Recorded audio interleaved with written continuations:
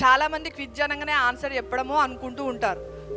Answer చెప్పడంతో పాటు నేర్చుకోవడం కూడా, ఇవి రెండు కళ్ళ లాంటివి అనమాట. క్విజ్ జరిగినప్పుడు, క్విజ్ అనగా ప్రశ్నలు సమాధానాలు అనమాట.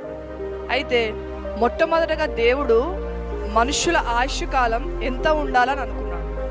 దేవుడు మొట్టమొదటగా ఆదాము హవ్వను నిర్మించినప్పుడు మనుషులకు ఎంత ఆయుష్ కాలం ఉండాలనుకున్నాడు. Right answer. దేవుడు మొట్టమొదటగా ఆదాము హవ్వను వేసినప్పుడు ఏమనుకున్నాడు? మరణమే లేని అమరులుగా ఉండాలనుకున్నాడు. అర్థమవుతుందా?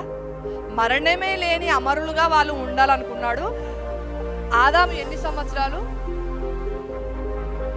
మీకు క్వశ్చన్. షేతు ఎన్ని సంవత్సరాలు బతికాడు? 912. Very good. తర్వాత మీకు క్వశ్చన్. 895.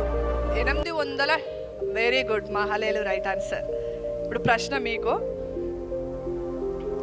777గా బ్రతికిన వ్యక్తి ఎవరు? మీకు వెరీ గుడ్, బాగా ప్రిపేర్ అయ్యారు. ఇతడు దేవునితో నడిచిన వాడుగా గుర్తింపబడ్డాడు. ఇతడు దేవునితో ఆరోహణమయ్యాడు. ఎవరు? హానోకు ఎన్ని సంవత్సరాలు బతికాడు? రైట్. మనుషుల ఆయుష్ కాలం మొట్టమొదటగా ఎప్పుడు తగ్గించబడింది? వెరీ గుడ్, నోవాహు కాలంలో. రైట్. ద్రౌపదిని కరెక్ట్ ఆన్సర్ చెప్పింది. మొట్టమొదటగా నరుల ఆయుష్ కాలము నోవాహు కాలంలో తగ్గింపబడ్డది. Okay, right answer.